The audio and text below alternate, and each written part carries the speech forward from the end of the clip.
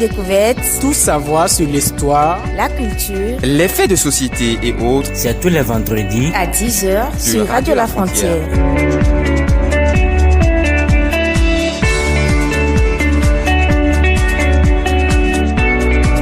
Chers internautes, bonjour. Bienvenue à ce numéro de À la Découverte. Amis mélomanes internautes, nous allons faire la découverte ce jour du quartier Djokombi. C'est un quartier de ville qui se situe dans la commune d'Abomey-Calavi. Pourquoi appelle-t-on ce quartier Djokombi? Quels sont les éléments, voire activités de ce quartier qui contient près de 5000 habitants? Nous irons à la découverte de ce quartier. Sur place, Kevin Madou nous fera l'honneur en complicité avec les sages du quartier pour nous confier l'histoire du dit quartier. Amis voyageurs, prêts pour le décollage, serrez vos ceintures, c'est parti!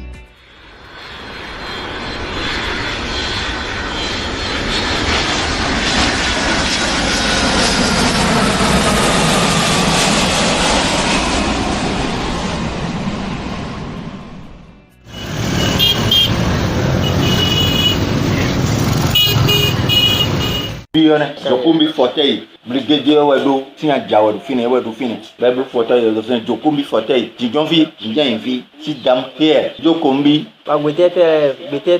Djokombi signifie assieds-toi. Nous parlons la langue Aïza. Fond. Comme nourriture préférée, c'est la pâte.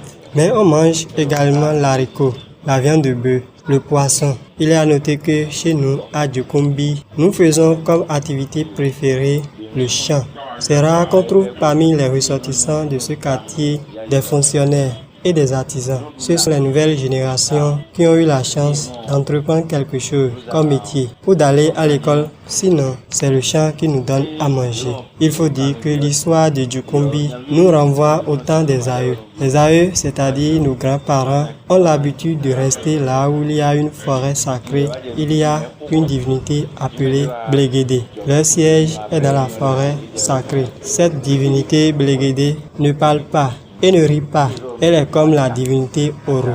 C'est dans la brousse que la divinité Bléguédé reste et elle lance des pièges pour attraper les hommes, tout comme le bois. Lorsque les hommes viennent dans cette forêt sacrée, la divinité Bléguédé sait que quelqu'un est venu dans son piège. Et si elle attrape l'homme, elle dit qu'elle a attrapé un voleur. Et elle amène ce dernier jusqu'à côté du fauteuil contenant des épis. C'est à base des épis qu'on a fabriqué ce fauteuil avec l'œuf de capuce, communément appelé Gouliamou, qui reste au bord de la mer. Et c'est rien que des épis. Donc, si on attrape quelqu'un, on le fait asseoir dans le fauteuil et on lui fabrique un éventail avec le capuce qui n'est rien que des épis. Et on met dans la main du voleur qui est assis dans le fauteuil. Une fois le voleur est dans le fauteuil et les passagers y passent et ils vont marcher à l'école au service et dire à leur second qu'ils ont vu qu'on a attrapé une personne dans le fauteuil.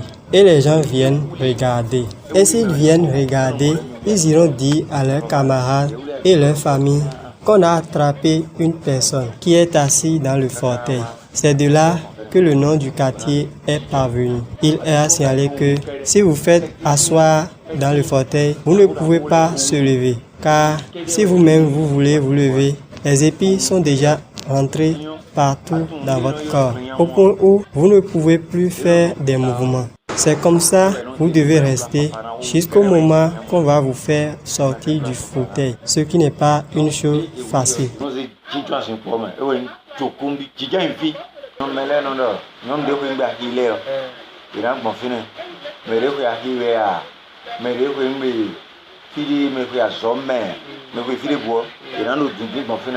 En résumé, Djokombi signifie assieds-toi là. Or, le quartier abrite les religions telles que le catholique, le protestant, méthodiste et dernièrement, les célèbres sont arrivés. De même, l'on trouve comme culte Zangbeta, les divinités des morts qu'on appelle Kuta. Il y a également la divinité Bléguédé, Oro, Abiku, Tchaba, Issa. À Tina, c'est maintenant il n'y a plus Abiku. Oro Rofi, Kubita Rofi, Brigadier Rofi, Abiku Rofi, Tchaba Rofi, Helvioso.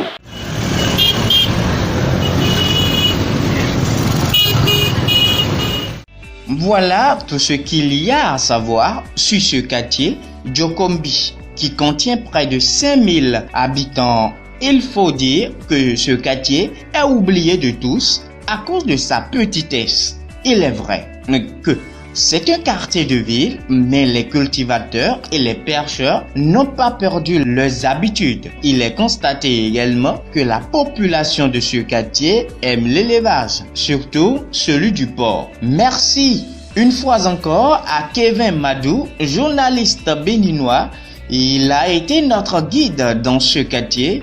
Merci également à tous les sages de ce quartier qui ont rendu notre voyage possible, notre découverte possible. Il est également à remercier toute l'équipe du Boïno, le commandant en chef, Roland Abiola Bokossa. Chers internautes voyageurs, j'espère que le voyage a été agréable. Veuillez laisser vos appréciations dans les commentaires. Faites connaître votre quartier en nous écrivant sur WhatsApp au numéro 62 07 13 62 ou 96 47 30 61. Roger Godonou, votre pilote de tous les temps et de tous les jours. Rendez-vous vendredi prochain à 10h pour autre découverte. D'ici là, portez-vous bien. Ciao, ciao.